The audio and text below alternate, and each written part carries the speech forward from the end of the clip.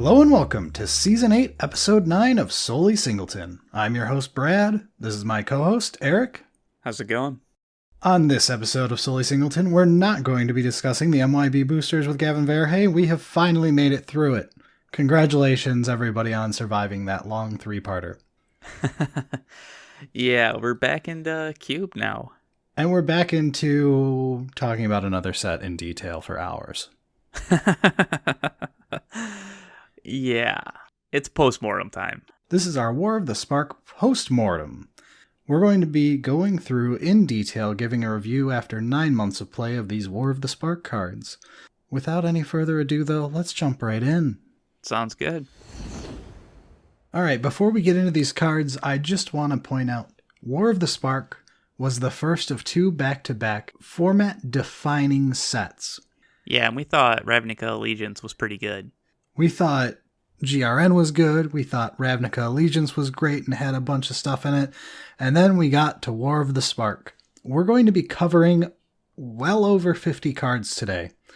We will probably still miss some that some of you out there in the audience love. We're not even getting into things that are great for pauper cubes or things that might be great spice and peasant cubes. We're going to focus on most of the normal cube cards. We will occasionally mention ones we know are doing well in pauper or in peasant, but we're going to try our best to get everything that we know is doing well that you should be trying out. The things that didn't work for us, everything we can think of, but this set was absolutely phenomenal. Changed Cube entirely. Certain sub-formats of Cube, it literally changed by adding Planeswalkers to uncommon settings. Yeah, and that's pretty big. Like, that's an entire new card style that's added to certain cubes. But please bear with us as we go through these cards. If we do miss one of your favorites, don't be afraid to email the show and tell us about it, but we're sorry in advance if we miss any. Yeah, I mean, just to show how insane this set actually was and is, you're still currently running 23 or 24? 24 cards from War of the Spark are still in my cube, and I test a lot of new cards. Yeah. Meaning, I already lost some that I was already pretty happy with. I just needed to test something else in their spot. So, needless to say, this is going to be a long one. So, buckle up. Starting in white, Finale of Glory. X white white for a sorcery. Create X 2/2 white soldier creature tokens with vigilance. If X is 10 or more, also create X 4/4 white angel creature tokens with flying and vigilance. This just now got cut from my cube to test out some new cards. It's completely fine. It plays exactly like it reads. You don't care about X is 10 or more. It just makes X 2/2 vigilant creatures, where at a 3-drop, it's horrible. At a 4-drop, it's okay. At a 5-drop, it starts getting really good, and it scales up from there the later you draw it. Yeah, and it really is just one of those, it fills your curve so well in any white deck, and white's not too difficult to do. So it worked better in the large token decks, not the ones that are trying to stay low to the ground, red-white. Right. It worked well in like the mid-rangey token decks that, you know, some games it'll get up to 6 or maybe even 7 mana really late when it floods out. And this ends games. Yeah, it's also just like a solid mid-range card. Yes. And yeah, when I say token decks, I mean decks that can take advantage of tokens, not specifically you have to be running a token deck to make use of this hole-filling mid-rangey card. We didn't actually have too many control decks with this card, and I think white scared people, but I think it would have been fine. Yeah, you usually are fine with white for your board wipes and stuff, but I can see why people wouldn't want it for a generic game-ending X spell. Yeah, it's not like cubes are in need of your control win con right now, especially your cube. So, like, picking it up isn't really necessary for the control deck. Alright, let's move on to Gideon Blackblade. Gideon Blackblade is 1 white for a 4 loyalty legendary Planeswalker Gideon. Has a static ability as long as it's your turn. Gideon Blackblade is a 4/4 human soldier creature with indestructible that is still a Planeswalker. Prevent all damage that would be dealt to Gideon Blackblade during your turn. He also has a +1. Up to one other target creature you control gains your choice of Vigilance, Lifelink, or Indestructible until end of turn. And he's got a -6 exile target non-land permanent. It's pretty good. It's a very good card. It's a undercosted creature with upsides. Yes. And the upsides are actually pretty good, too. Yeah, he plays out as an indestructible 4/4. Just absolute baseline, he's an indestructible 4/4 for 3. Yeah, I mean, he doesn't do, like, the blocking aspect of that, but... No, but the deck that wants to play a 4/4 for 3 doesn't care about blocking. Right. And then he's got another creature you control either is vigilant, lifelink, or indestructible. So if you're wanting to try to get in some free damage while keeping up blockers, you go vigilant. If you want to make sure your dudes stay alive through combat, indestructible. If you're just going for value, lifelink something. Yeah, there's never bad. No. Like, his -6 exists, but it tends to be an emergency button.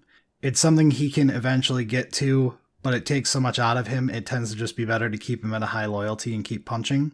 but when it's used, it's fantastic.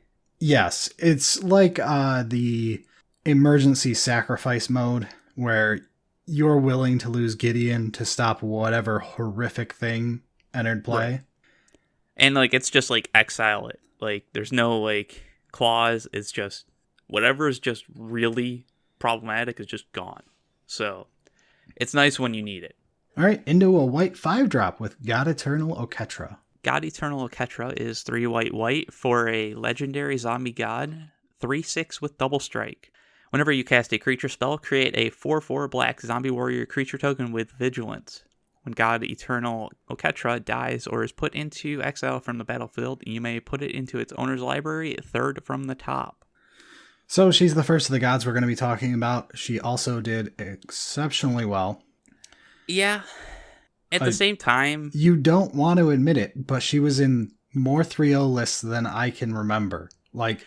She is, yeah. She just kept putting up results. The thing is that it's also very...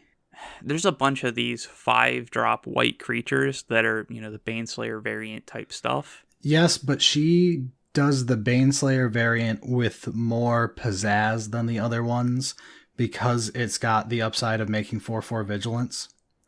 And the fact that, like, when it dies, it can sometimes come back. I don't care about that. That's part of the Baneslayer to me. Yeah. It's the fact that she can create board advantage, which the other stat monster 5-drops don't do. It's true. That's what really sets her apart to me. Like, the 3/6 double strike versus Baneslayer's body, I don't give a shit one way or the other.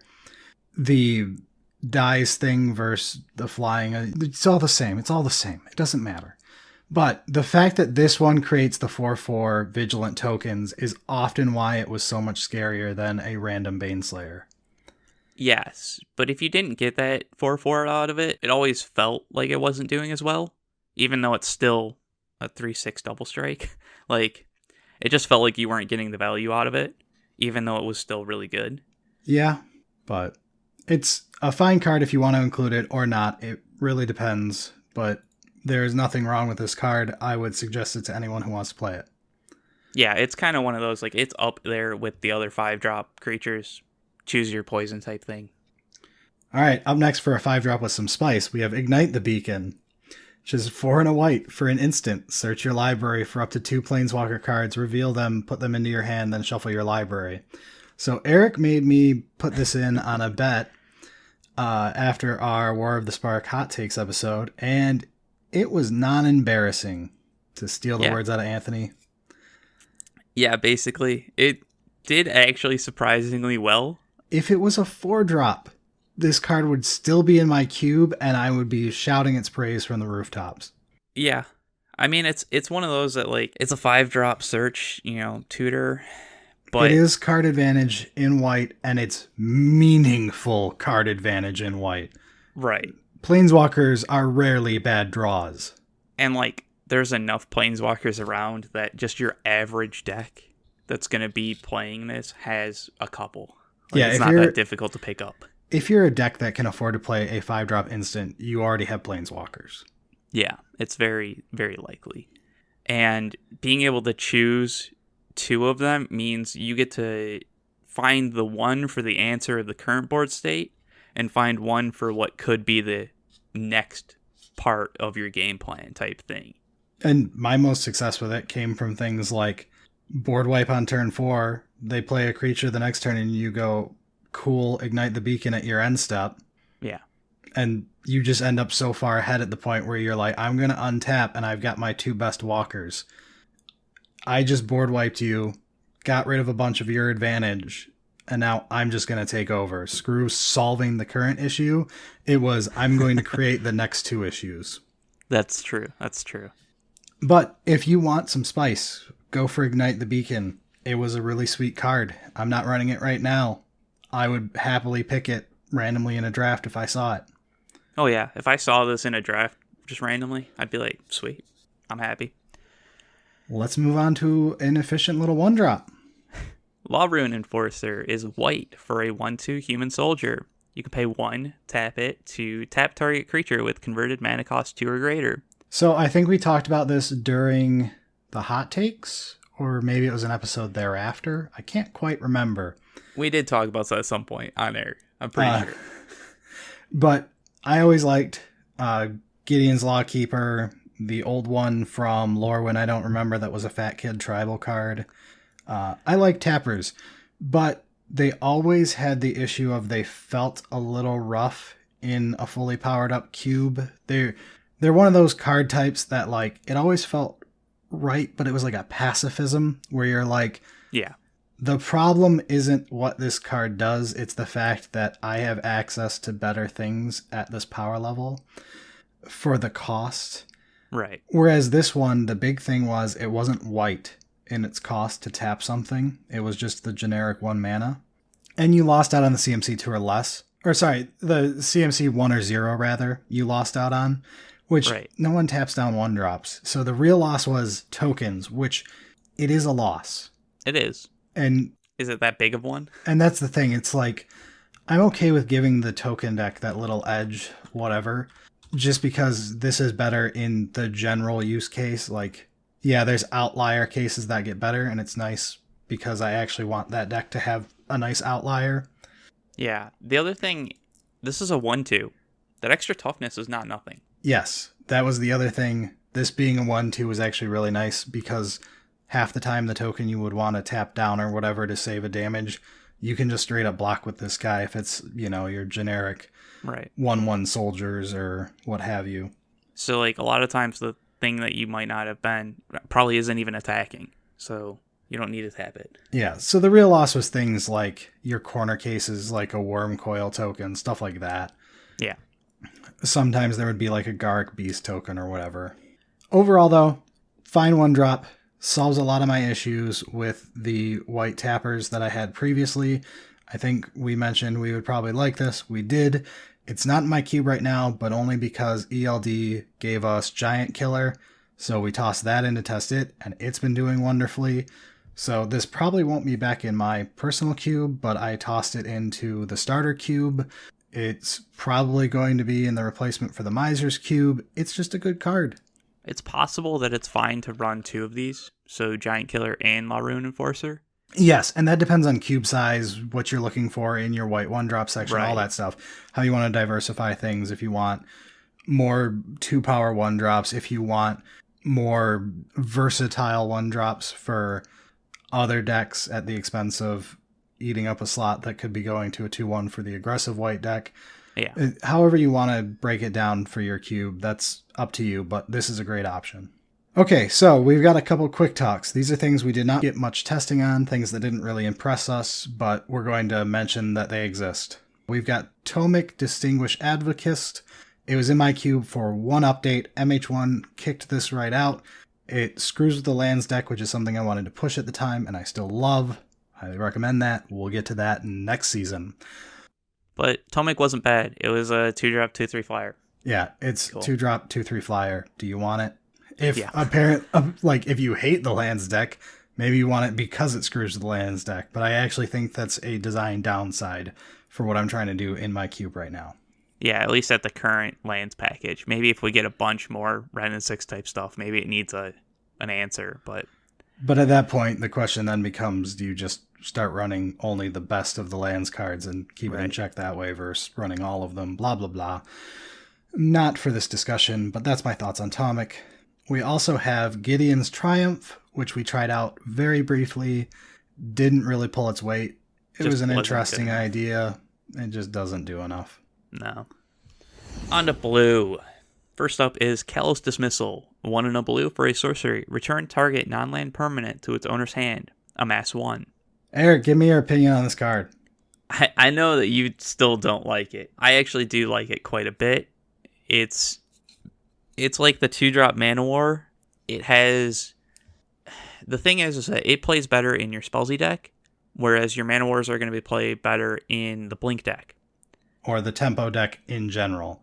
This just does not play as well in a Tempo deck as a Mana War. The fact that it's a sorcery versus just being a creature is a big downside. I disagree in that, but that's fine.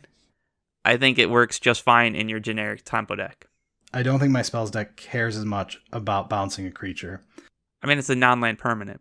Sure, whatever. About bouncing anything. I'd rather just destroy something.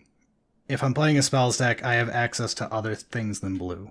Right, but if something hits the board that's a problematic thing, you can bounce it, and now you've got counterspell magic up. Like, if it hit when you were tapped out or whatever, now you've got a second shot at it. I feel like this played more like Disperse with a Minor Upside than a 2-drop Mana War. It's possible. And I think that's the difference in why you still like the card and why I don't like it.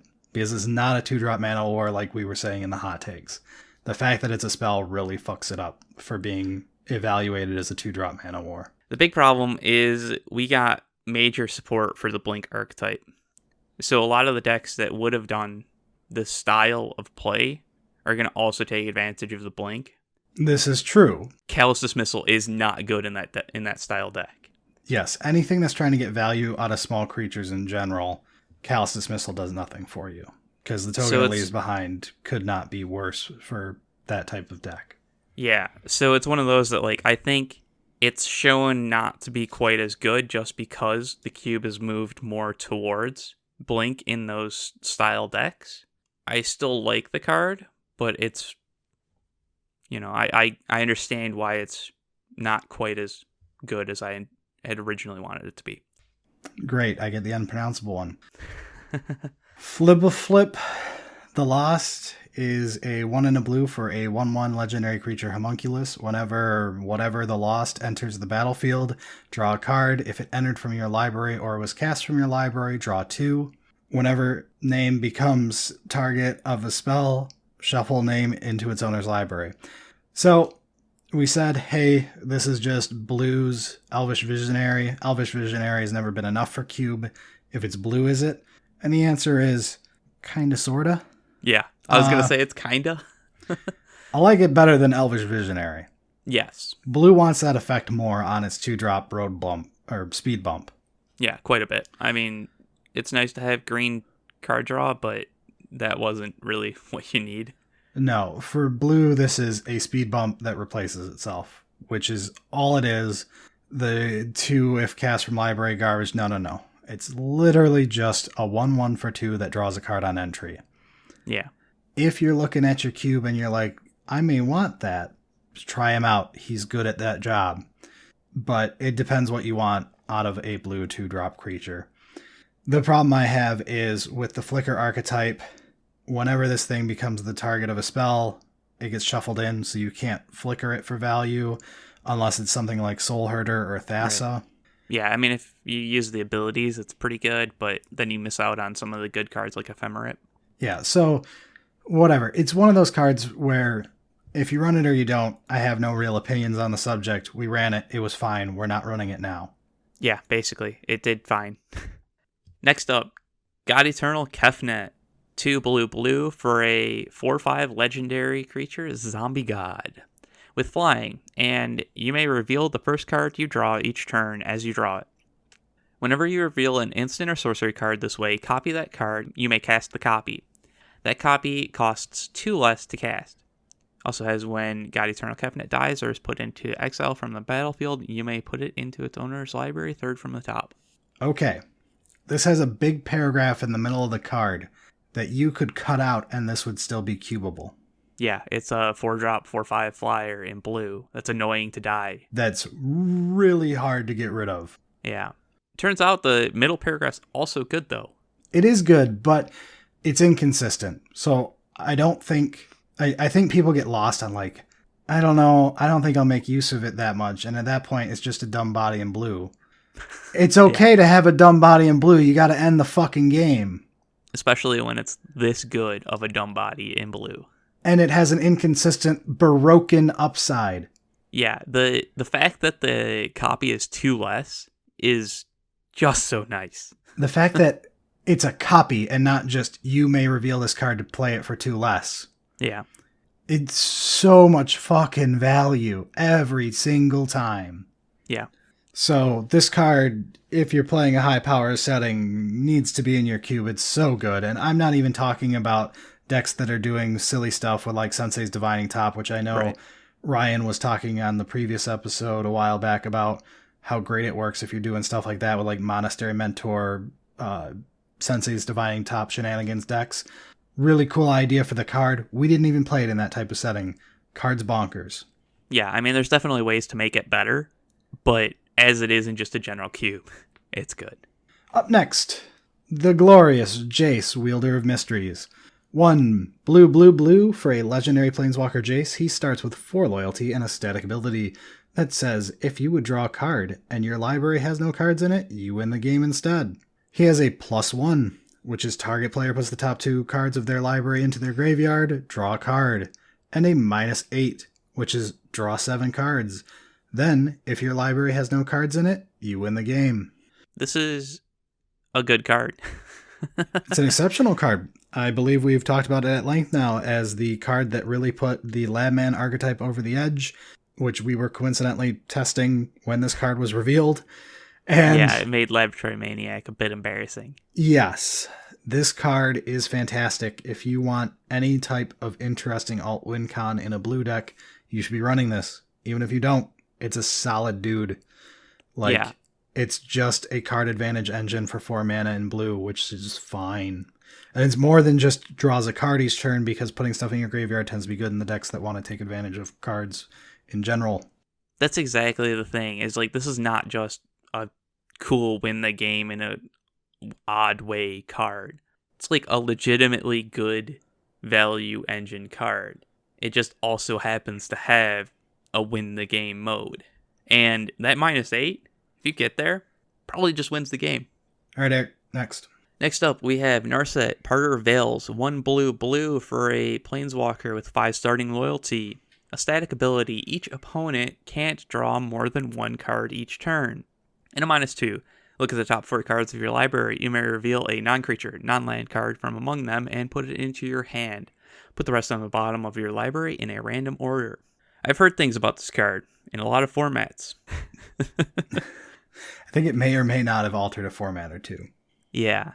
It's not quite as busted in a normal cube environment. No, but if you're not running this card because of field bads, I understand. Yeah. I'm not going to tell you have to run this card. It's definitely a card that's going to be polarizing depending on the play group. That being said, the card is very good. So if you're not running it, it's probably because you don't like what it does rather than you think it's actively bad. It's card advantage on a 3-drop in blue. It's meaningful card advantage because you're getting an entire dig 4 cards deep effect for any non-creature, non-land card, which is the majority of your blue deck. I mean, it can miss in certain blue decks. It can, but it's rare enough that it's just generally going to be very good, powerful card advantage. And on top of that, your opponent has to deal with the fact that they can't draw extra cards until she's gone. There are board states where just playing her down and not activating her is the correct play, as I'm sure several Legacy players can tell us. Yeah, there's definitely matchups where you're just like, I've played Narset. She's going to stay at 5 loyalty, and I'm going to protect her because I know I win this game if it just continues going forward. Because I'll drown you in card advantage that you can't keep up with. So yeah, Narset Parter of Veils is good, but does have some feel bads. So all right, quick talks for things that did not make the cut in the end. Real quick, commence the end game. It's in budget cubes of ours. It's whatever. It's super cheap, which is the only upside to it, really. I mean, there have been people that have talked it up being pretty good, and like, I don't think it's bad, but especially when you're trying to push the blink archetype, this just isn't good. Even without it, like, we played it before we got Soul Herder and Ephemerate and all that. Yeah. It still was mediocre. Like, we've got better options just from, like, Dream Eater. Right. And Dream Eater only got better after the MH1 cards. Yeah. So, like, Commence the End Game wasn't bad, but it wasn't pulling the weight when we tested. No. Then there's Kasmina, Enigmatic Mentor. She just sucks. No, I mean... she just sucks. I agree with you to a certain point. I think there's some cubes that can work because she's uncommon, but in a normal powered cube, she's a 4-drop. It's not good enough. I'm pretty sure Christian just cut her. I think that's probably wrong for him. But I don't know that because I passed her twice in a blue deck in the last draft of his cube. She's really bad. I disagree. She's a 4-drop 2/2 that has what's its face's ability, Kira's ability. Yes. It's that just, also loots. It's just so bad. And the looting never feels as good as it sounds. A deck that's trying to be as proactive as a deck that wants a Kira effect doesn't want to be the slow, dirtily looting deck. I mean, when it's on a 2/2 that just happens, I think it's nice because you get rid of some of the stuff that's no longer relevant. So either your low cost stuff that's just not passing the current board state, or just more lands that you just don't need. I don't know. She was literally terrible every single time I've ever cast her. And I casted her in multiple types of environments. Yeah, I mean, I don't know. I think she was fine several times, but fine isn't good enough as a 4-drop in blue. All right, into black. Starting off with Dreadhorde Invasion, 1 in a black for an enchantment. At the beginning of your upkeep, you lose 1 life and amass 1. Whenever a zombie token you control with power 6 or greater attacks, it gains lifelink until end of turn. I think I've reviewed this card 10 times to people. Hey, I pretty much called it exactly in Hot Takes if we go back to it, I think, where I said, boy, this doesn't seem nearly as good as Bitter Blossom, but it's probably still fine. Turns out, it's no fucking Bitter Blossom, but there's a big gap between Bitter Blossom and not playable. It falls in that gap. Yeah, it's actually not particularly good in your control decks, whereas Bitter Blossom's still fine. Yes, Bitter Blossom is better in the control decks by a country mile, but in a mid-range deck, this does a decent Bitter Blossom impression. And in an aggressive deck that's using the tokens every turn, it's indistinguishable for the most part. Yeah, that was kind of what I was saying, is like, in your aggressive deck, this is just as good, and it's just as good even in your Aristocrats decks, because you're just getting value from sacrificing it and stuff like that, so that just keeps the engine going. But yeah, I mean, it's a second Bitter Blossom in certain matchups. It's just not as good in general. Yeah, but it's, again, we can keep saying it's not nearly as good as Bitter Blossom. It's still quite good. Yeah. All right, on to God Eternal Bantu, who is 3 black for a 5/6 legendary creature zombie god with menace. When God Eternal Bantu enters the battlefield, sacrifice any number of other permanents, then draw that many cards. When God Eternal Bantu dies or is put into exile from the battlefield, you may put it into its owner's library third from the top. Bantu has been pretty solid. She's not required in your black 5s. Black 5s are luckily not as miserable as they were literally 18 months ago before. Something like that. Like, we've gotten a glut of them at this point. Yeah. God Eternal Bantu is on the better half of them. A 5/6 menace for 5 is a damn good baseline, and the fact that she can turn excess lands or flat out kill people if she's in an Aristocrats deck as the top end. Yeah.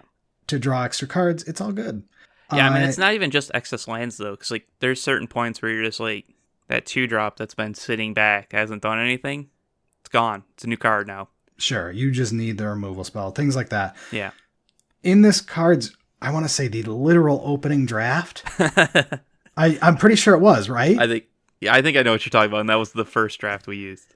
And this might have been talked about on air, but in one game she killed you. In the other game, I was a single point from killing you, and you were at like 18. I think it was 17 or 18. And I was a single damage off from killing you with just a Blood Artist or something. Or it was actually, no, it was the card we'll be discussing later. The 3-drop, Mayhem Devil. But the point is, like, in an Aristocrats deck, she is horrifying when your opponent top decks her. Yeah, this is a fantastic top end to your Aristocrats deck.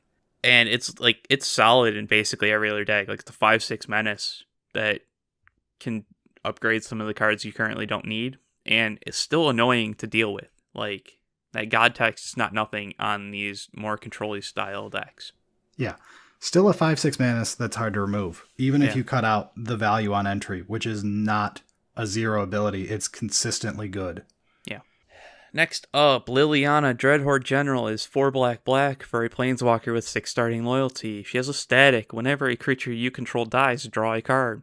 +1, create a 2/2 black zombie creature token. -4, each player sacrifices 2 creatures. -9, each opponent chooses a permanent they control of each permanent type and sacrifices the rest. It's fine. She's fine, yes. So we just cut her, I believe, unless I'm mistaken. No, we just cut her. Yeah. And honestly, she probably could have been cut a while ago, but there wasn't any compelling reason. Serviceable. The thing is Ugin exists, which we'll get to. Yeah, Ugin just works better in most decks because it's just easier to cast. And if you want a more difficult one to cast that's going to do better, we have Vraska, Relic Seeker. Yes, so she's stuck in this tiny gulf between things that wouldn't be willing to cast Vraska, but wouldn't rather just have the easier to cast Ugin. And she's also a Planeswalker, so that Reanimate deck doesn't give a shit. Yeah. So, like, she's in this just, like, she's fine, but why is she in your cube? Yeah, and it's completely fair. If you want to play her and you like her, she's fine. Go for it. If you don't want to play her and you think she's mediocre, she's fine. I don't care if you don't play her. I'm not going to defend her. I just cut her myself. Yeah. All right, let's move on to another card where I get to say it's fine. Liliana's Triumph is 1 and a black for an instant. Each opponent sacrifices a creature. If you control a Liliana Planeswalker, they discard a card too. This is the best version of Diabolic Edict. Diabolic Edict doesn't work as well in Modern Magic, where everything either makes tokens or is a Planeswalker that makes tokens or is a spell that makes tokens. Edict effects suck nowadays, but this is the best Edict effect. So it's the one I'm still running. And I think it's still fine to run one. It's probably still fine to run one. It's insurance against Reanimator decks, blah, blah, blah. But it's been relegated from a main boardable effect to something where I think most people are happier sideboarding this and bringing it out for the one matchup where it's not going to be bad in half of board states. Yeah, I mean, I think most of the time you still mainboard it just because, like, whatever. It's I don't sort even of a think you removal do spell anymore. It's the first one I cut when I'm in a control deck. Because if I'm the control player, the other control player has probably got a bunch of Planeswalkers that make tokens.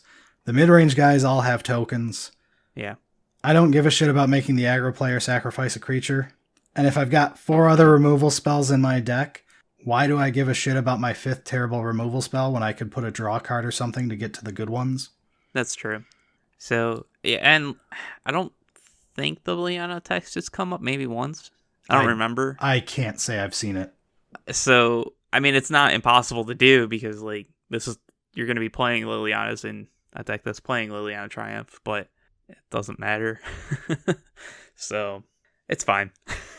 I think we're still running it, so, like, that shows, like, it's good enough to still be cubable, but... So we've got an honorable mention, which is Bolas's Citadel. We haven't run this, but there's been people that have liked it quite a bit. And not just people who play Storm, which I figured there would be some people who are like, hey, it's a weird, cool Storm card. That's neat. Right. But these are people who say, hey, I don't play Storm. This is still good. You should try it out. We just haven't yet. So it might be really good. If you want to try it out, go for it. Yeah. And maybe we'll try it out at some point. I don't know. It's tough, but It's not a tough sell for me because I love this card, but the problem is it's a tough sell for Eric and the fact that I then have to find a cut for it. Yeah, and like we're getting new cards continuously that need to be tested. So like That's what we should have asked Gavin for. 6 months of bad sets. yeah, give us some time to settle cube lists down a bit. But All right, time for some quick talks. Massacre Girl. It's a 5-drop 4/4 menace. It has other text on it. The other text is okay, I guess. yeah, I mean it doesn't do as well in your average board states as you want it to, but there are board states where it just answers all the problems. So Yeah, so it's got the plus side of being incredibly cheap, so it has some nice use cases. yeah. Like the starter cube and other budget cubes, where you don't get access to things like Damnation easily for board wipes in black. And your 5-drops in black are also somewhat expensive depending on the ones you're looking at. In those cases, she's got a nice little niche. But for my cube, I don't care. I mean, she's not so bad that like if I opened up a pack of just like a random cube and I saw a Massacre Girl, I'd be okay with it and I'd draft her if I needed a black 5, but Yeah. Yeah. The other one is Eternal Taskmaster. It was a 2/3 for 2 with a downside that was black and an upside that never worked. Yes. I don't care. Which, I mean, that's not a bad thing. It's just you only have so many slots for a 2-drop in black. Yeah. So On to red. we've got Burning Prophet, 1 and a red for a 1/3 human wizard. Whenever you cast a non-creature spell, Burning Prophet gets +1/+0 until end of turn, then scry 1. I like this card. I'm still running it in my cube, I think. Yeah. I am. It's a lot better than I originally gave it credit for. That scry 1 is really nice. Yes, that's the main ability. The fact that it gets a power is irrelevant. The main ability is it's a 1/3 that scries 1 every time you cast a spell. It's not irrelevant. No, but I'm saying it's irrelevant. But it's good enough without that. It's just icing. yeah, and the 1/3 is pretty solid. Like, if you're in a slow red deck, it stops fucking everything. yeah. It's kind of disappointing that it doesn't have the +1/+1 when you cast a spell, but like, that might have been. That's asking a lot. This was a common. This is a common, so yeah.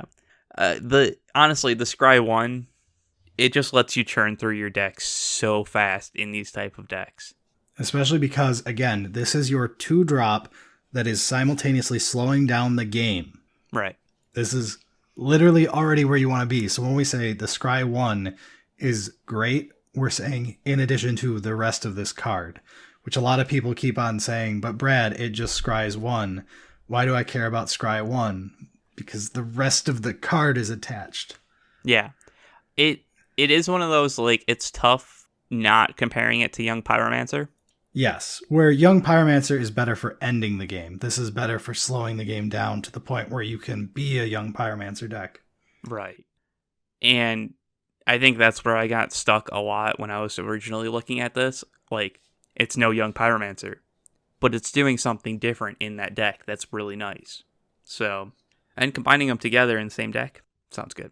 Up next, we have Ilrog the Razeboar, which is 3 red for a 6/6 trample. Whenever Ilrog the Razeboar attacks, you may put a creature card from your hand onto the battlefield tapped and attacking.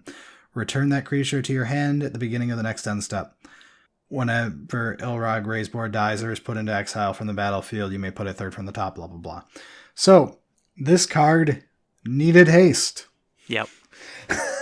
It actually wasn't very good because it didn't have haste, and it's a 5-drop. You would think a 5-drop 6/6 trample would be good enough base stats to not give a shit, but it turns out you really need haste on this card.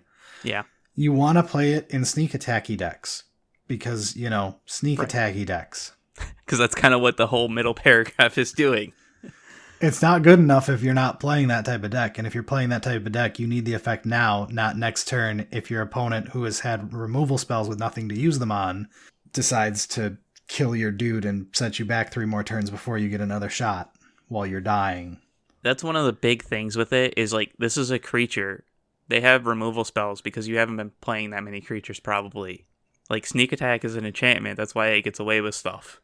Yeah, the other thing is, if this had done a creature on entry as well, it couldn't be worded the exact same way. Yeah. But if it had done one on entry as well, it may That'd not be have fine. needed the haste at all. It Yeah, would have been just fine as it was. It needed to do something the turn you played it on turn 5. Yeah. It's wrong for what it's trying to do. The deck it wants to go in, it just doesn't work. Yeah. And, like, it's not really good even in your, like, big Mardu decks or anything like that. Like, just, like, a random mid-range or a control Mardu deck. Because, like, you have better options than a 6/6 trample that might give you some weird corner up cases. Like, yeah. And there were worse cards in this set than this one. But this was my personal biggest disappointment because I really wanted this card. Yeah. I wanted it to be so good, and it just isn't. Yep. So, up next is your new friend. Krenko Tin Street Kingpin is 2 and a red for a 1/2 legendary creature Goblin. Whenever Krenko Tin Street Kingpin attacks, put a +1/+1 counter on it, then create a number of 1/1 red Goblin creature tokens equal to Krenko's power. I'm a big fan of this. I am a huge fan of this. My old favorite Rabble Master was Hanwar Garrison, and now it's Krenko, and it's not close. Krenko is really, really good. Yeah, I mean, I still rank OG Rabble top. Sure, he can be the best. I don't care. But I'm saying, of them, my Yeah. favorite was always Hanwar Garrison, and now it's just Krenko. Yeah, Krenko just gets out of hand. It's a real fun card, too. Like, Yeah. you never feel shitty losing to this. It's just fun all the time. Yeah. Just wonderfully designed, snowballs well. Yeah, I mean, it's one of those, like, at a certain point you have to figure out which Rebel Master variants you're going to play. And this is one of the better ones. I quite like this a lot. This isn't even the only Rabble Master that was released in this block. We got the weird, shitty one with Mentor. Yeah, the Mentor one. But we're getting a lot of Rabble Masters. Legion War Boss. Yeah, whatever it was called. It's already Yeah, I mean, we do have a lot of memory. Rebel Masters, and there's a certain point where you don't want your red 3-drop section to just be Rebel Masters. Not Maybe because you it's do. not good, it's just boring. Yeah, and that's my problem with it. Up next is Sarkhan the Masterless, which is 3 red for a 5 loyalty Planeswalker Sarkhan. He has a static whenever a creature attacks you or a Planeswalker you control. Each dragon you control deals 1 damage to that creature. That sounds terrible. He has a +1 until end of turn. Each Planeswalker you control becomes a 4/4 red dragon creature and gains flying. And he has a -3. Create a 4/4 red dragon creature token with flying. Ah, there, now it all makes sense. Yeah, I don't know if the statics ever come up, or if it has. No, the static ability is fantastic. Like, I feel like I just never pay attention to that, No, it's so good. but it seems good once you've had the board state for a little while.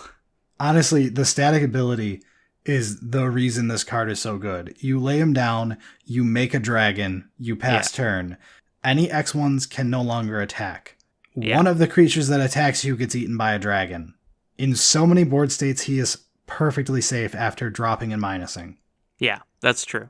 It's almost always just drop minus and you're fine. The next turn, it's often plus kill them, or plus beat the shit out of them. It doesn't really matter. And every once in a while, you have a couple Planeswalkers and it's just good fun. Yeah, then it's just plus kill them. Yeah. But overall, the card is super good. It's only a rare, so it's cheap as hell and can go in everything, which I love.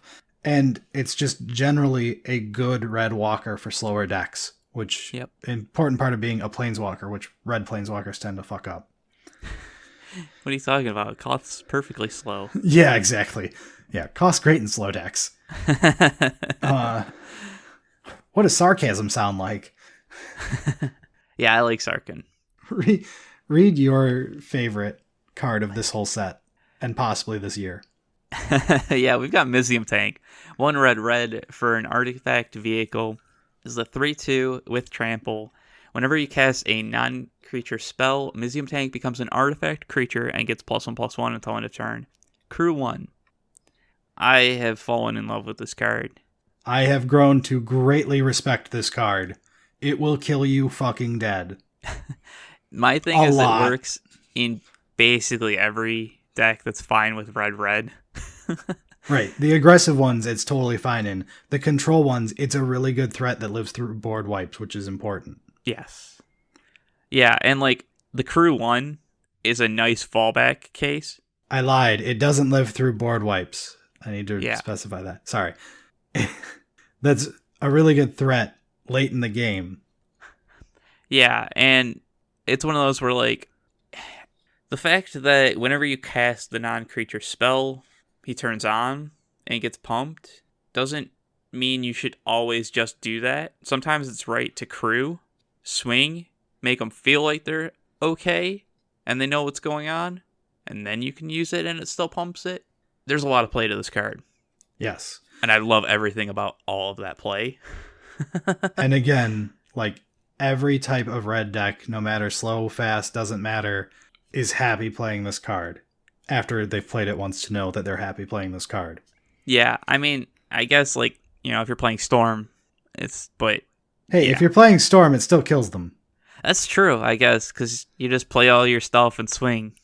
There is no one who should not like this card. Yeah, I love Mizzium Tank. I'm so happy about it. All right, it's time for quick talks. Heartfire yeah. didn't work. Let's move on. It just did not work. I wanted to like it so bad, and I wanted it to work, but nope. Dreadhorde Arcanist. I've heard okay things about. I don't have much of an opinion on it. If you play it, it's probably good for you, but I can't say good or bad on it. Yeah, I mean, it seems fine. I've heard good enough stuff that gets a shout out.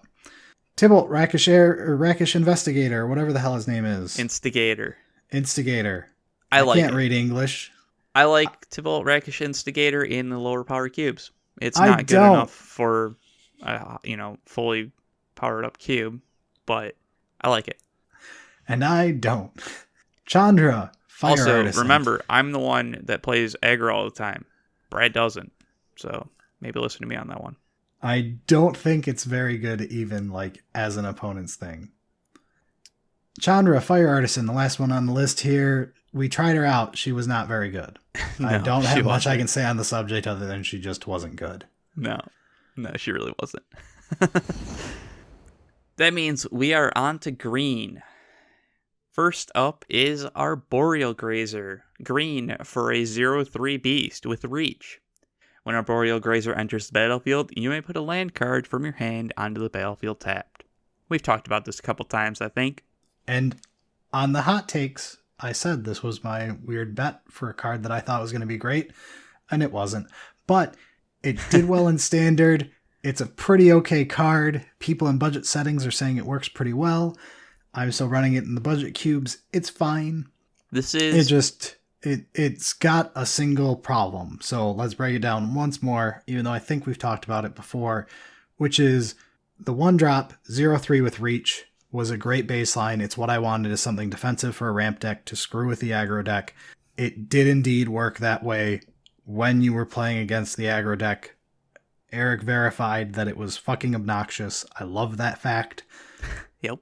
But there's a problem, which is while it ramps you a land on turn 1 by letting you drop your second land immediately, the key problem is it's not making it so your opening hand produces more mana than the land base already in your hand. So to put it more bluntly, if you've got 3 lands in hand, you can still get stuck on 3 mana if our Boreal Grazer is in your hand. Unlike Llanowar Elf, where it's the 4th mana. Yeah, I mean, you'll just get to 3 faster. Yes. So it's a problem where big ramp decks couldn't rely on this like they rely on elves. Right. And mid-range decks don't care because they already have the good matchup against the aggro deck, which the whole point of this was to be an offbeat variant of an elf. Right. But if you don't have access to $80 elves like Noble Hierarch or whatever she's going for at this point, right, it's a fine pickup. It's totally serviceable. It's not as great as I was hoping for. It's the perfect sideboard card in the right matchups. It's just usually Cube doesn't have space for that much of a sideboard card. So up next is Finale of Devastation, which is X green for a sorcery, search your library, and or graveyard for a creature card with CMC X or less. put it onto the battlefield. If you search your library this way, shuffle it. If X is 10 or greater, creatures you control get +X until end haste until end of turn. That doesn't matter. It's literally never happened. We had a hilarious game that went super long, and it still didn't happen. Yeah. The X 10 or greater doesn't fucking happen, kids. So, in general, this is a backup Green Sun Zenith. It works quite well. It doesn't have to get green creatures, which has come up multiple times already. Honestly, that's its big benefit. I get it can also grab from the graveyard. That's whatever. The fact that it can get non-green creatures is the real icing for why this is good enough. Absolutely. And yeah, there's not much else to say on it. Try it out. It's good. That said, it's not as good as Green Sun because it's got that extra green. It doesn't shuffle back in. But that's okay. Again, just like we talked about with the Bitter Blossom thing, there's a gigantic gap between Green Sun Zenith and not cubable. Right. That said, I also think the more you've tuned your green section to be combo oriented, like Ryan Sachs's cube, I think things like Finale of Devastation is going to be that much better. And it's not even just green. If your creature sections are more combo oriented, this is going to be good. And that's true. That's something I haven't actually put much thought into because we're still newer to trying out the combo stuff in that green-white deck.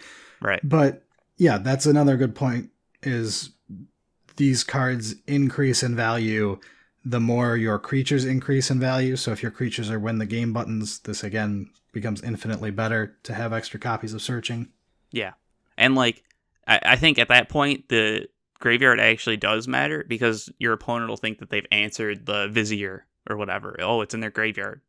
Well, here's a way to just have it back on the battlefield. So next up is Vivien, Champion of the Wilds. 2 and a green for a Planeswalker with 4 starting loyalty. She has a static. You may cast creature spells as though they had flash. +1. Until your next turn, up to 1 target creature gains Vigilance and Reach. -2. Look at the top 3 cards of your library. Exile 1 face down and put the rest on the bottom of your library in any order.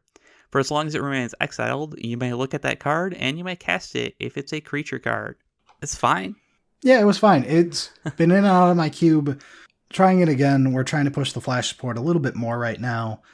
If you're playing the flash deck, I like this. If you're not playing the flash deck, it's still fine. It's a 3-drop green walker. It's only really competing with the Nissa that I don't think is very good, that we've tried years on and off from BFZ. Yeah, the one that makes tokens and distributes +1/+1 counters or whatever. Yeah, but she's fine. I don't have too much opinion for or against her at this point. I'm running her right now. I didn't run her for a couple months. She's an interesting card. She's got some neat play to her. She's not the strongest, but she's a 3-drop that's splashable. I think most of the time it's seen play, it's usually just -2/-2, she's dead, and just get the card value. Occasionally the +1 happens because it's just really nice to have the Reach and Vigilance. I was going to say, the +1 has happened on multiple occasions, specifically because it turns super defensive. Right. The Reach Vigilance is so nice when you're actually trying to play defensively, which has come up at least probably 3 or 4 times. Okay. It's I think I've only seen that once or twice, maybe. But it's fair to have happen a couple other times. Yeah, I do believe she is mostly used to minus for value to get your creatures later. While she's in play, she gives the flash benefit. Right. But her plus has been used before as the correct play and has been used before for value to go minus plus minus plus minus, so you get 3 uses out of her. It is worth noting the -2 can whiff. It's only looking 3 cards deep, but That's true. It's one of those things where, if you're in a mid-range creature-heavy deck, it shouldn't miss often, but there are memorable feel-bad moments when it does miss that people tend to remember. Yeah, and it does suck when that happens. Okay, up next is Vivien's Arcbow. Vivien's Arcbow is 1 and a green for a legendary artifact. It has X tap, discard a card, look at the top X cards of your library. You may put a creature card with CMC X or less from among them into the battlefield. Put the rest on the bottom of your library in a random order. We ran it. Now we don't run it. It was okay. It's fine. I I've been told by other people they're still running it and they've had better success than we did with it. I won't say it's bad. I won't say it's fantastic. It's an option. It fills a hole that green sorely needs filled. I wish it did it better. That's the thing, is it's really not efficient at what it's doing. No, but they won't keep printing us new copies of Survival of the Fittest for some reserve list related reason. Yeah, it sucks, but this is still serviceable to the point that if it was in Cube, I would be okay with it. Like, Yeah, I draft it and I'd be like, "That's cool." I think I drafted the most of all of us. It whiffs more than you want it to. It's just a sad card where it's one of those things like, I want another Survival of the Fittest. This isn't that. It's probably the best we've got in the case of, like, you know, not survival Fauna Shaman. Yeah. But I want something better that probably can't be printed. Yeah, basically. It's just one of those that, like, it happens often enough that you don't pay enough in for, like, your top end, and then you find one of your top end 7-drops or whatever in one of the ones, and there's nothing else. It's like you get an elf, and you're like, well, that was pointless. So there's some pretty bad feel bads on this. I still think it's pretty decent overall, though. All right, moving on. Nissa, who shakes the world.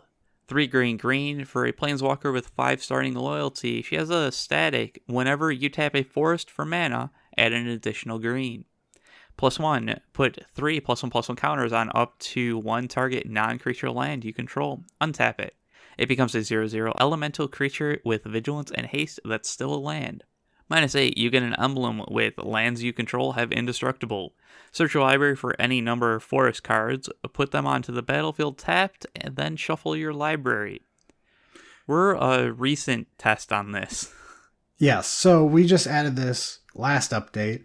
It has done fine so far, serviceable. Tested it instead of Vital Force, who is my favorite 5-drop Nissa, probably still is, but if you're more aggressively slanted in your deck, this Nissa is probably better.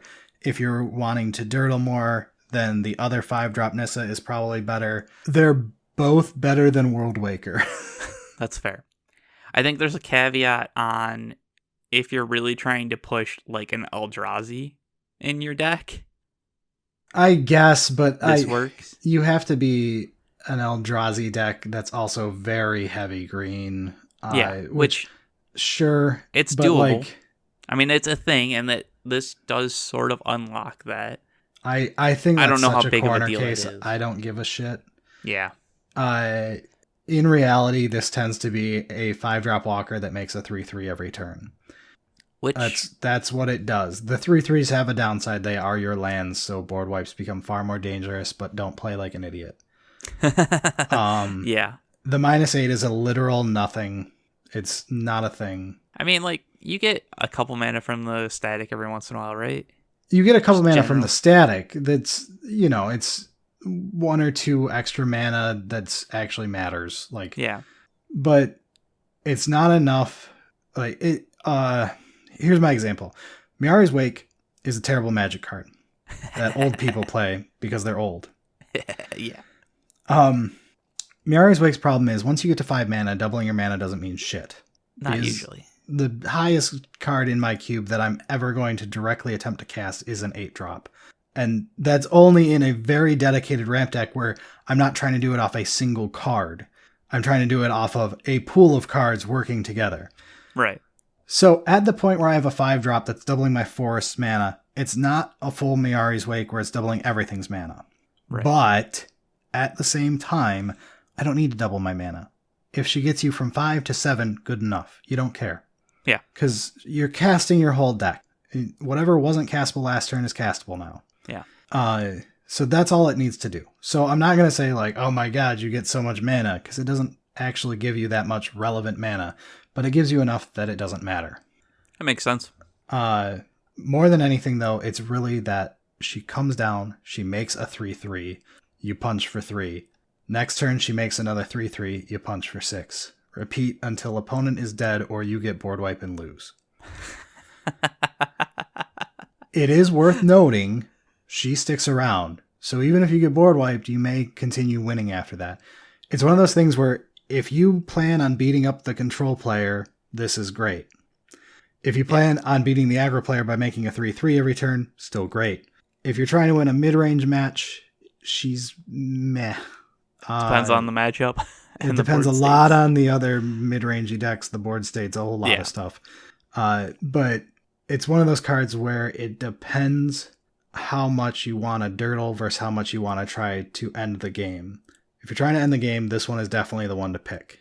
If you want to be the slower deck in the situation, then Vital Force, with her amazing ability to ult immediately after and gain so much card advantage grindy value, she's got the longer game plan. This one's got the more try to kill them now game plan.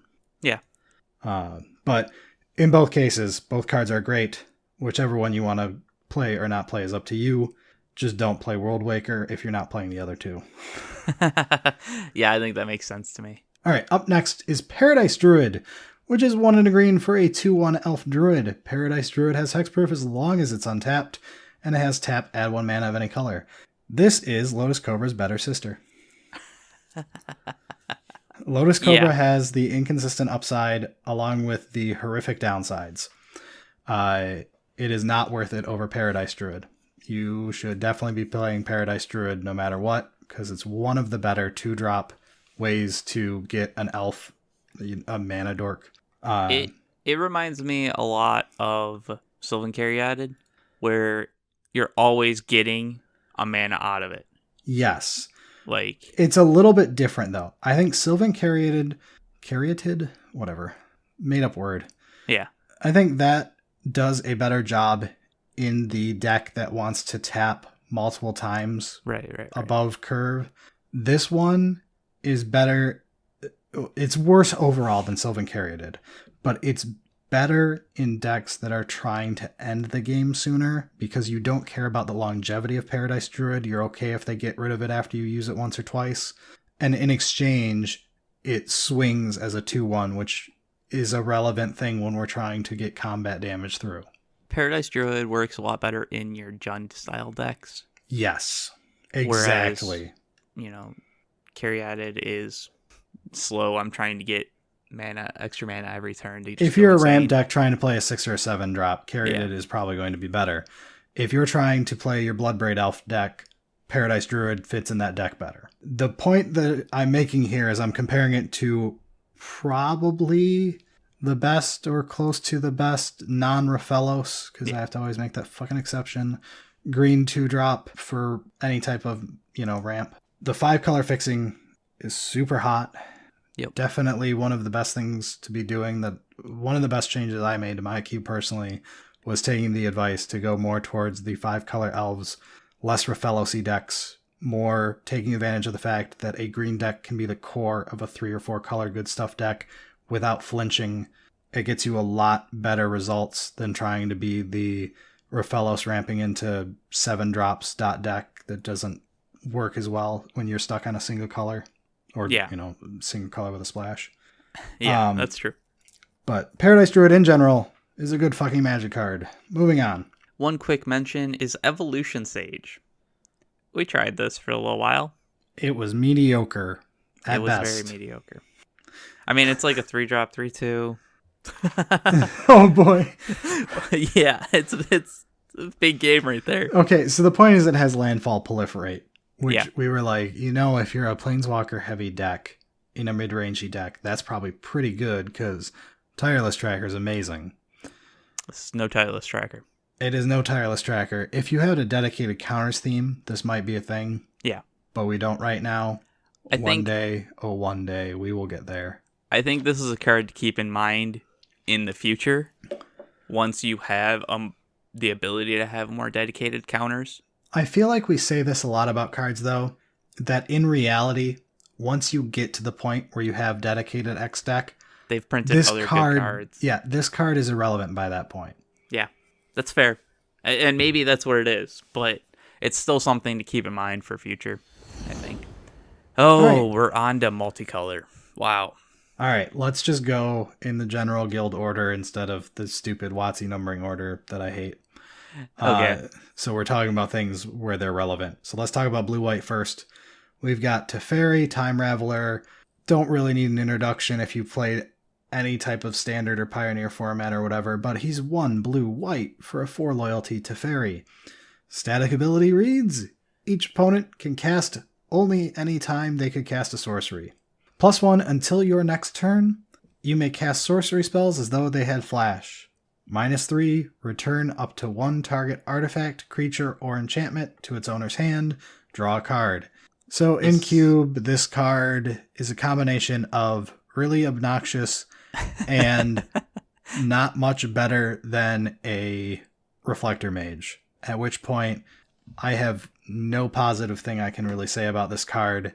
It's just more annoying to play with and around, and does pretty much the same job as a slightly better Reflector Mage. I mean, yes, it does what Reflector Mage does as well, but that static is brutal. It's not that it's brutal. It's inconsistently brutal, and it's annoying. In the matches that it matters, it's brutal. So, I don't know. The thing is like, this guild has so many options. Yes. Ones that probably have better lines of play. I wouldn't fault anybody for cubing Teferi Time Raveler. Like, no, but honestly, if you're not playing him, I'm not going to tell you to try. No, yeah, that's about right. For every issue Narset has, Teferi has a less interesting payoff, and simultaneously is possibly more obnoxious. Somehow. So, meh. Yeah, I mean, the card's still pretty decent, but like... Yeah, but I don't really care. I've already just cut it this update. He'll probably never return.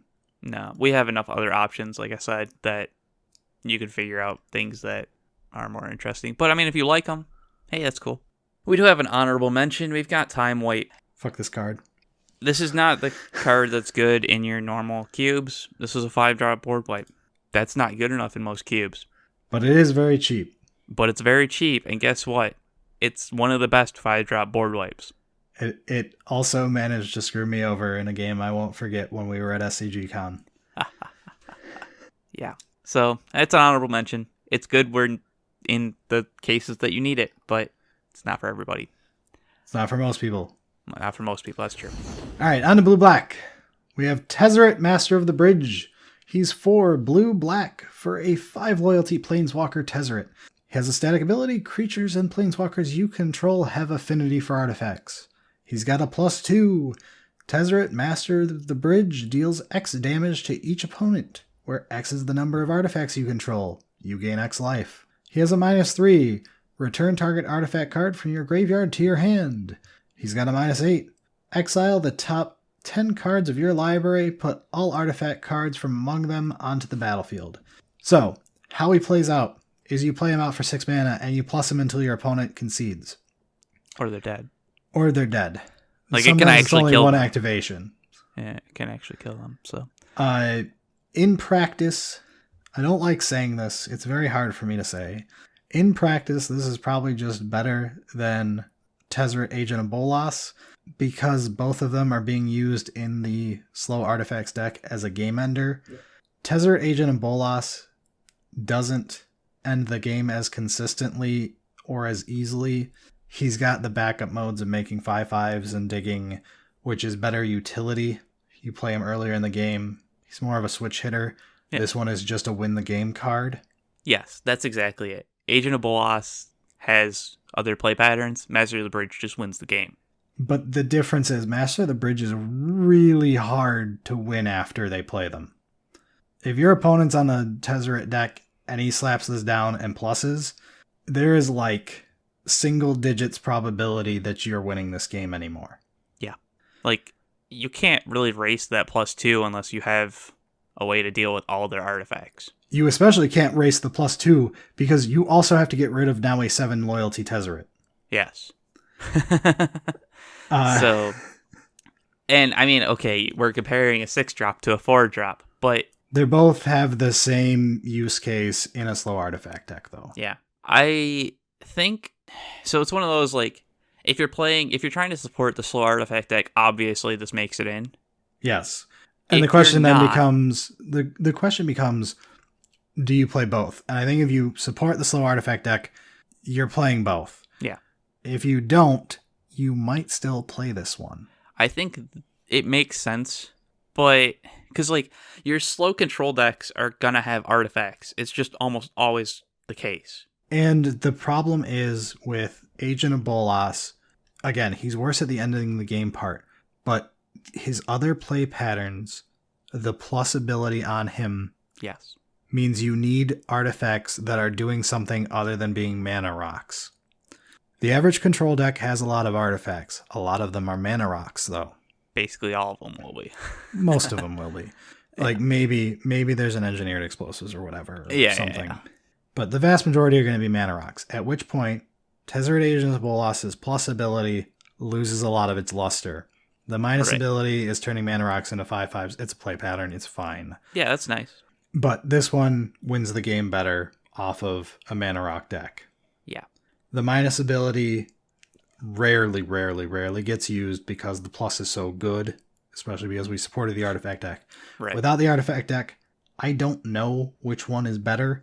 I'm really on the fence about it because Agent of Bolas is 5/5 mode versus this one's just trying to end the game better mode. I don't know if you run either without an artifact deck, just in general.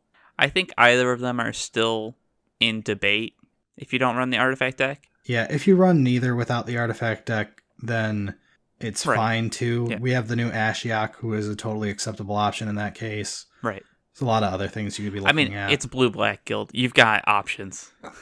Like I'm running the ninja deck right now instead of the blue-black artifact deck. I'm definitely not going to be able to run either Tezzeret when I'm trying to run blue-black ninjas. yeah, but I mean, Also, even that without deck is fun. even without the ninjas, there's enough blue-black cards that are just generically good control cards or generically good cards that like. Yeah. But Master of Bridge, fantastic if you're supporting the artifact deck. We do have an honorable mention. Enter the God Eternals. A lot of people have been saying pretty good stuff about this. Especially in the lower power settings. Places where some people don't like playing with, a bunch of Planeswalker-y games. They want to try other stuff.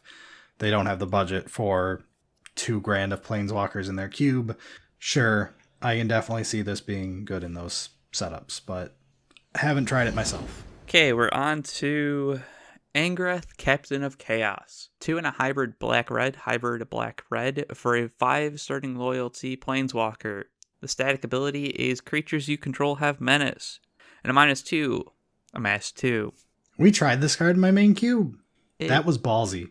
wasn't good enough. No, it wasn't. But it was close to good enough, which is damn impressive. I'm not sure it was really close to good enough, but it wasn't terrible. Menace is very strong. Yes, Menace is very strong. And that's honestly mostly where this is coming from. The MS2 is like, it's needed as something else, but it's not that relevant. No, but again, the card itself is totally fine as is. If you're in a low power setting or a low budget or a low rarity, whatever your limit is, Right, he's a great option. Uncommon. Yeah, he's a great option. Yep. But for my main cube, no. All right, moving on. We have Angrath's Rampage, which is a black and a red for a sorcery. Choose one. Target player sacrifices an artifact. Target player sacrifices a creature, or target player sacrifices a planeswalker. We tried this over Bedevil when it came out, Right. and I like it better than Bedevil because, as it turns out, the black red on Bedevil was really freaking annoying to do. It was Whereas- surprisingly difficult. Whereas on this one, it feels good. Creature is the main mode, which is totally whatever. Again, I don't really like sacrifice a creature at this point. Yeah, like we talked about Liliana's Triumph, and that's an instant. This is a sorcery, so... Yeah. But the big upside to this is sacrifice a planeswalker is really legit. Yeah. Like, it is so important, that line.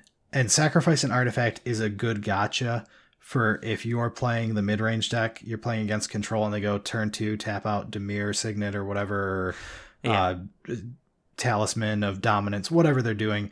They tap out for their rock and you go, you know what, just sacrifice the rock right now. Right. I'm going to hope that I have a much lower curve than you, and you needed that rock.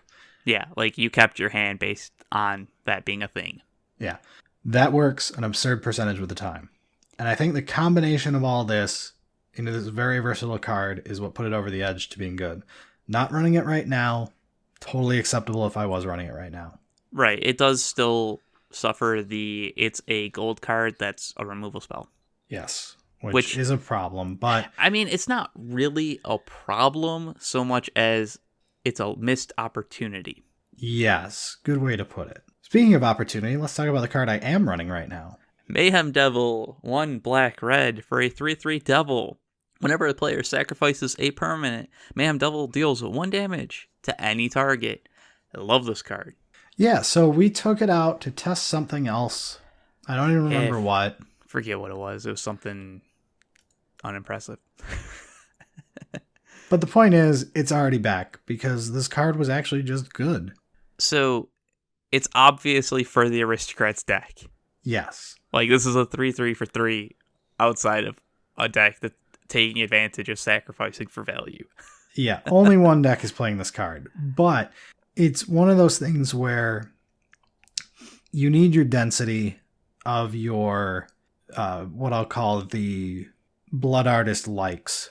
This is different. It's more aggressive than Blood Artist is, but way less consistent because people have to sacrifice things. Granted, you're an Aristocrats deck. You're hopefully sacrificing things on purpose.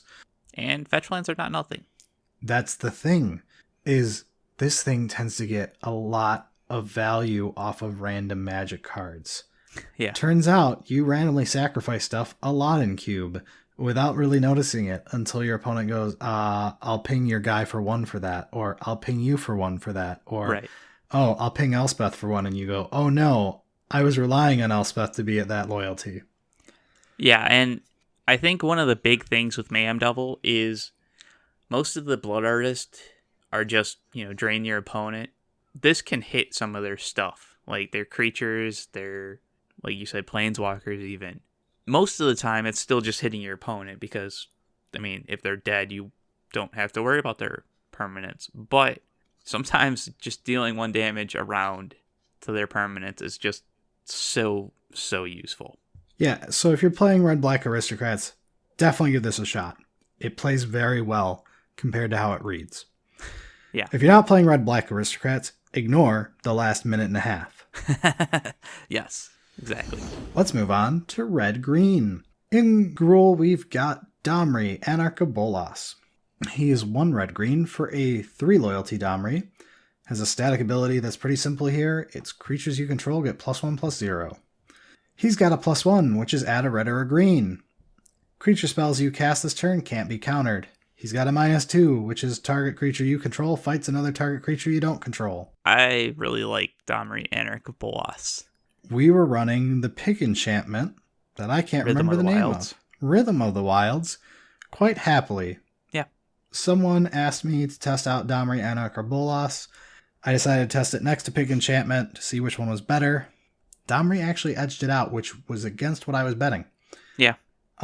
It turns out the fact that he both ramps you and provides an extra power, just like the pick enchantment was pretty much doing in most cases. Right. That's just good. Like that's all you really wanted. And then he has his removal portion, which and is the icing. It makes it so sweet. It's not used very often, but when it's used, it breaks your opponent. Yes. It's one of those things where the threat of it is enough that your opponent is actually going, you won't notice this as the player of it.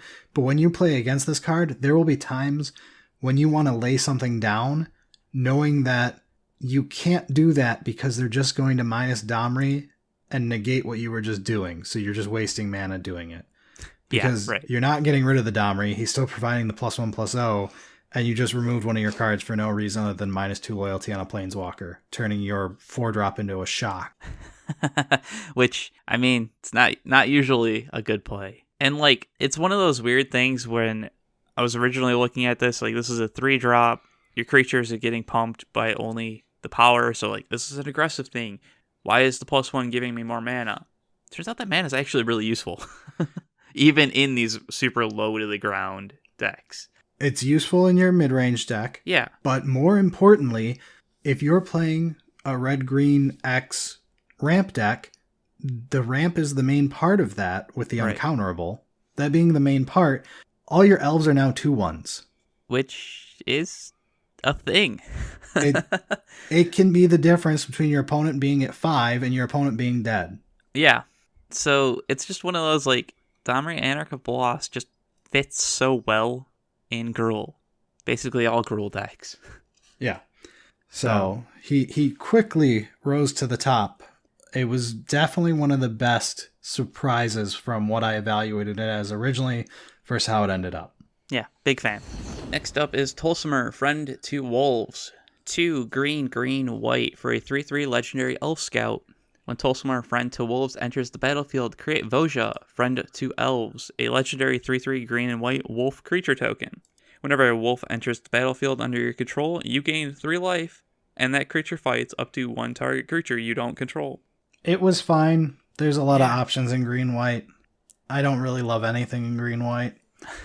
Like, this is doing what your green-white decks kind of want, but at the same time, it's got to compete with the monocolor white and monocolor green cards at 5. Someone called it the green-white Thrag Tusk, but I think the problem is the green-white-blue spectrum got Flicker stuff a month after this that was actually good. Yeah. To the point where people started putting a couple good stuff Flicker cards into their green, white, blue, that general spectrum of tempo decks, of mid-range decks, just for value, because it turned out they were a couple good enough cards. Tolsimer plays poorly with those.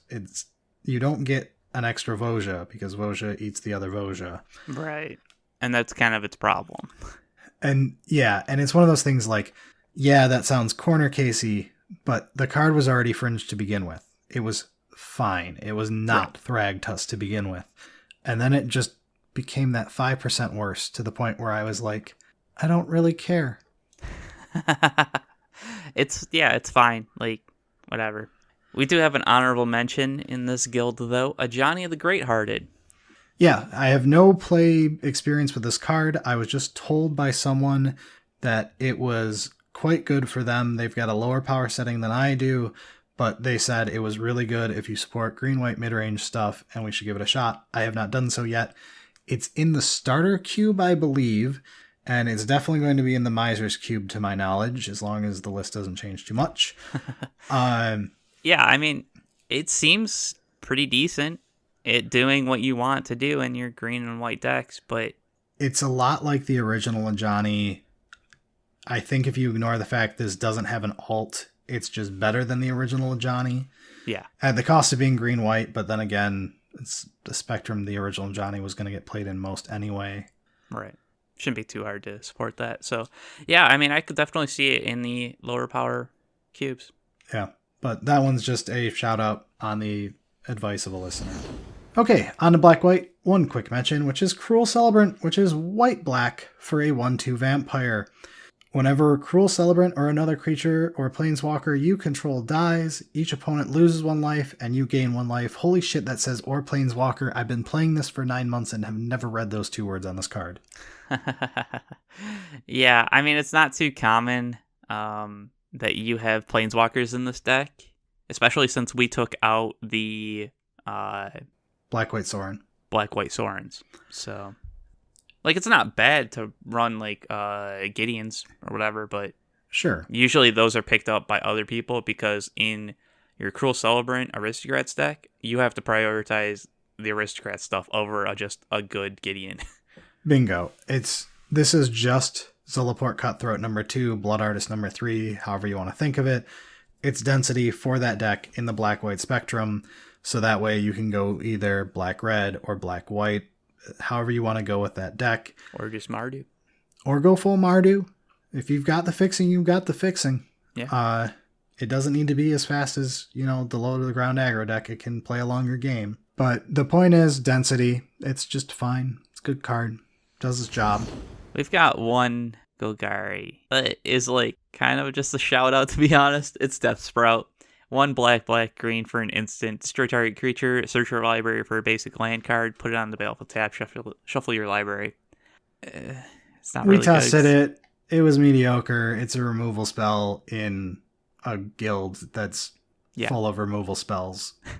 Yeah, and it's not even one of the best ones because it's 4 so drop. It's so niche. It's fine. Whatever. Yeah. Let's move on.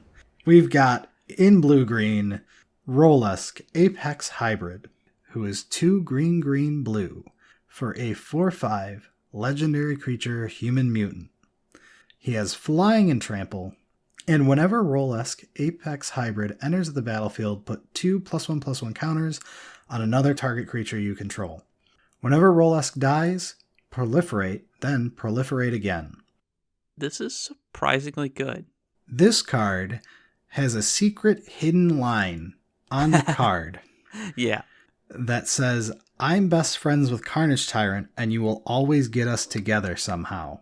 Yeah. It's happened a lot of times. Our Rolesk is enchanted. It's like the opposite of being a cursed magic card. It has like a superpower where it will always somehow get drafted with Carnage Tyrant, no matter if you're only drafting half the cube, whatever's happening, it'll end up in the exact same pool as Carnage Tyrant. They'll end up in the same deck together.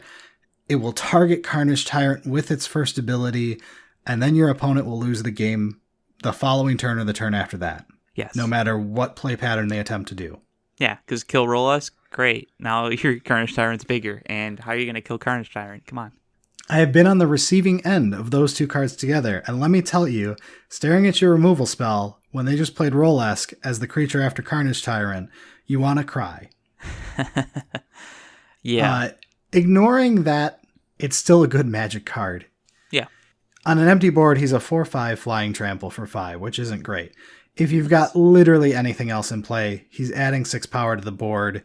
He's the removal target if the thing is smaller than him anyway, which means that their removal spell is only getting half of his power because he's adding 2 more to the thing that he already put +1/+1s on. Yeah. And this is all ignoring the fact that you'll have planeswalkers possibly. Yeah. There's other things about it, but for the most part, he's a beater. You'll play him in any blue-green mid-rangey deck, ramp deck, you name it. Play him there. You'll be happy. He's good. Yes. We've got Kira Behemoth Beckoner, 2 and a hybrid green-blue for a planeswalker with 7 starting loyalty. Her static ability is whenever a creature with power 4 or greater enters the battlefield under your control, draw a card. She has a -1, untap target permanent. I mean, she's pretty decent. Like, starting at 7 loyalty means she's unkillable. Yeah, so she's a 3-drop ramp spell with other plus sides. Yeah, the creature entering with power 4 or greater draw doesn't happen too often, at least when we were playing it. It's a once every couple games ability, I'll say, where you only draw her in certain games and you only draw in the relevant time frame the correct card after her. Right. And I mean, when it does happen and it lines up, it's like, that's nice. But even just the untapped target permanent, that can ramp you if you have... I mean, it always ramps you, but right. You can just target a land with it and it ramps you. But the key thing is it's also sometimes vigilance. Yeah. And I mean, there's also other times when you have like a land that's giving you more than 1 mana, and like that's big. Again, she's one of those cards where we tested her out. She's not embarrassing.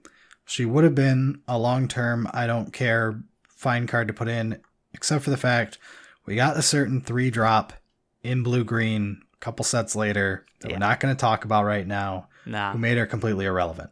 Yeah. I mean, she's good, but like she's also an uncommon. So that helps. Yes. But she's fine. Oh, next up is pretty good Is It card. We've got Healy, Sublime Artificer. 1 hybrid blue-red for a planeswalker with 5 starting loyalty. She has a static. Whenever you cast a non-creature spell, create a 1/1 colorless servo artifact creature token. She also has a -2. Target artifact you control becomes a copy of another target artifact or creature you control until end of turn, except it's an artifact in addition to its other types. Oh boy, is this a good card.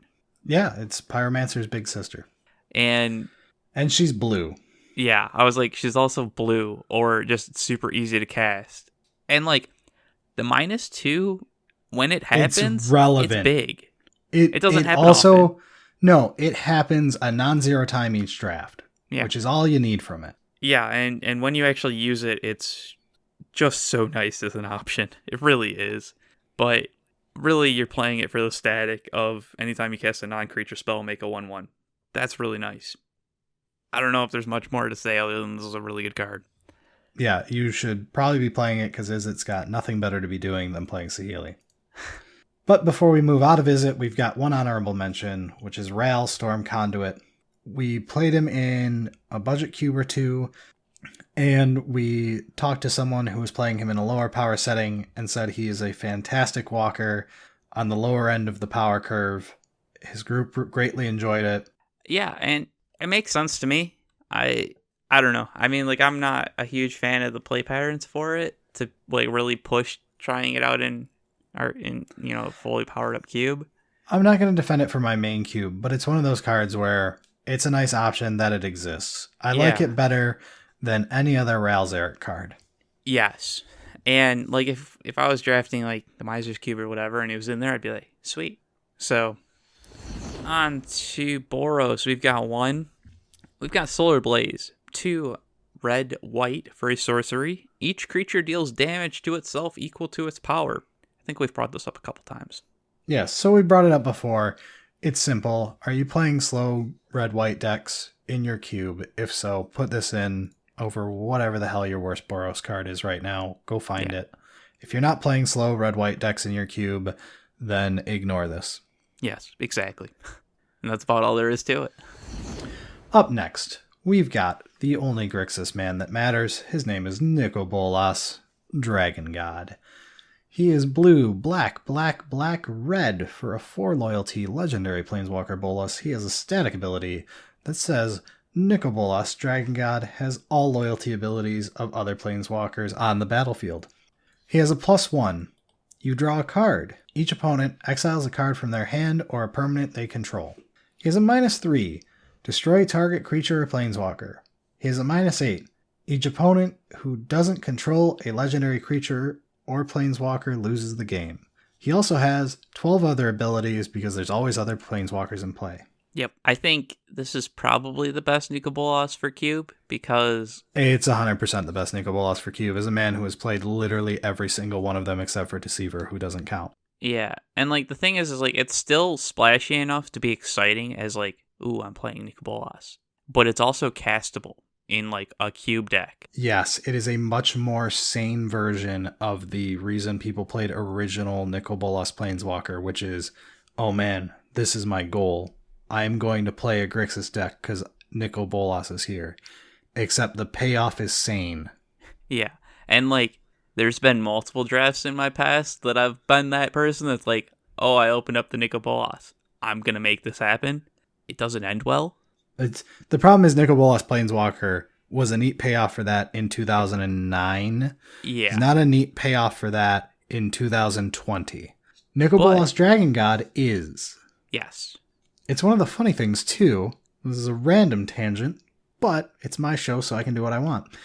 Nikobolas Dragon God, ironically, would have been much worse back when Nikobolas Planeswalker existed, simply because there was only 5 other Planeswalkers, well, 7 other Planeswalkers at the time. I mean, it would have been worse, but it still would have been better than the other options just because, like... His base abilities were still pushed for the era. Dragon God's base abilities are still really good. It just happens to have all the other options of Planeswalkers that are on the battlefield. Yes. So, I mean, yeah, Nikobolas Dragon God, if you're in the interest of having a cool Grixis card, he's your one, I think. Yeah. If you're drafting blue-black and you see this, there is an 80% chance you just splash the red. Yeah. Like, it's just a card that is good enough that people are going to do it. And your drafters are going to draft the Grixis deck rather than the more boring deck they were going to do before. They're going to have fun with it. It doesn't usually happen that the black-red drafter's like, I'm going to splash the blue. No, but the black-red drafter is not the one grabbing 5-drop Planeswalkers. Not usually. Okay, next up, we've got Ugin, the Ineffable, is 6 colorless for a 4 starting loyalty planeswalker. He has a static ability. Colorless spells you cast cost 2 less to cast. +1, exile the top card of your library face down and look at it. Create a 2/2 colorless spirit creature token.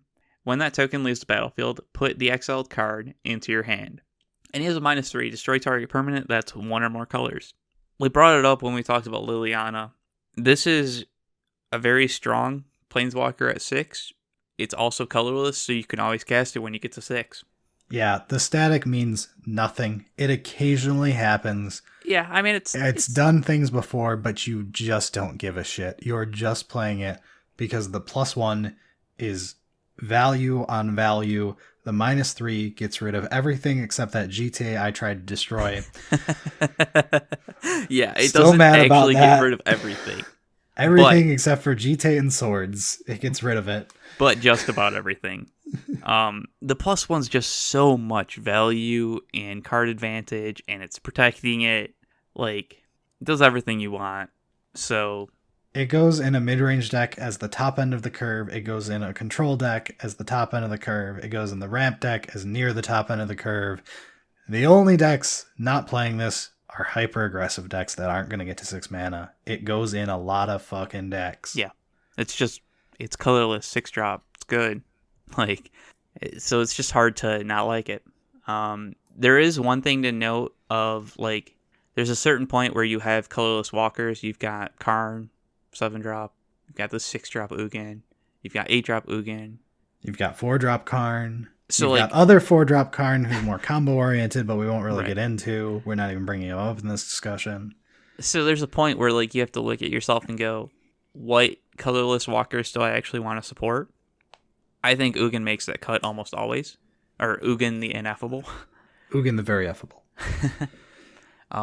Yes, he is definitely making the cut in every one. And if you're only running 2 of them, it's probably 4-drop Karn and 6-drop Ugin. If you're running 3 of them, I would add either 7-drop Karn or 8-drop Ugin. Flip a coin, I don't care. Yeah, whichever one you like more.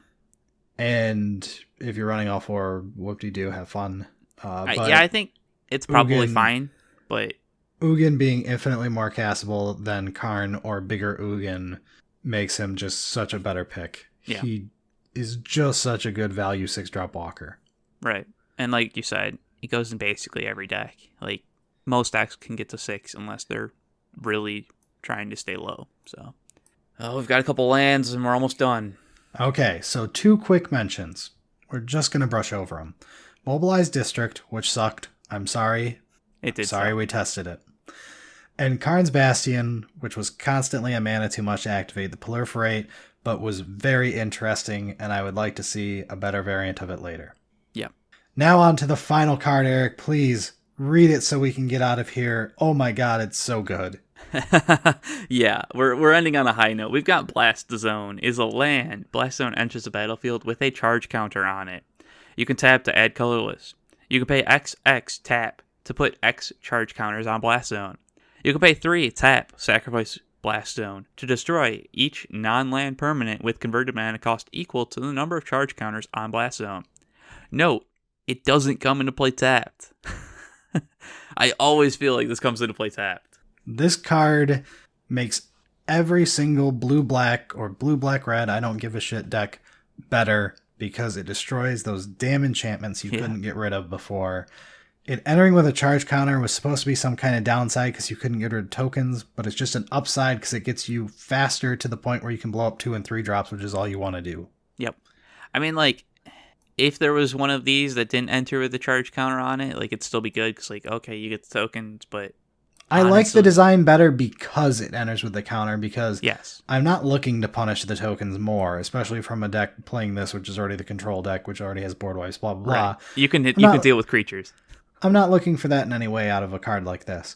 What I am looking for is a way to cover the weaknesses of certain colors that are control-oriented, like blue-black. Yeah. By giving them this universal destruction ability. Turns out, when it's on a land that has near 0 cost to it other than it's colorless, it's absurdly good. Yes. Blast Zone, like, sometimes we oversay the man lands as like really good when you may go a whole draft without activating your man land. Right. That's very common to go without actually activating it. Sure. Blast Zone has been in my cube for 9 months. I don't remember a single time it was drafted where it was not activated over the course of the draft, at least once per draft. Probably multiple times. I've done it multiple times in one match. The thing is like, it's not even just activating, it's the threat also. Yes, your opponent has to actively play around it. And it's like, okay, they've put a bunch of 3-drops on the battlefield. I have a Blast Zone. Or do you want to commit more 3-drops to the battlefield? Like, you get into the states of that where it's like, not even activating it, just it sitting in play changes the play pattern of your opponent. And it's as simple as the deck that you're playing against O-ringed your walker. Yeah. You draw Blast Zone. You put it into play because it's your fucking land. It enters untapped. So you can use it. It costs you nothing to do this. Yeah. You are now threatening an O-ring, and you are threatening any future 3-drop while O-ring is still alive because they know they're just going to lose it with the O-ring on your walker or whatever. Yeah. All because you played your fucking land. Yeah, it's honestly just so good. So on that high note, let's get out of here, Eric. Sounds good.